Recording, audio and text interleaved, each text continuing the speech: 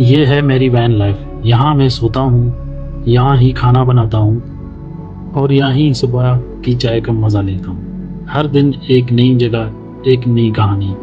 ये वैन सिर्फ मेरी सवारी नहीं, ये मेरा घर है और मेरे सफ़र का हिस्सा। मैं यहाँ कुक करता हूँ, नेचर के बीच खाता हूँ और जब ज़रूरत हो तो शावर भी इसी वैन में लेता हूँ। ना शहर का शोर, ना भीड़ भाड़, सिर्फ खामोशी, हवा और वो सुकून जो कहीं और नहीं मिलता। ये है वो जिंदगी जहाँ हर दिन एक नया एडवेंचर है और एक नया आसमान।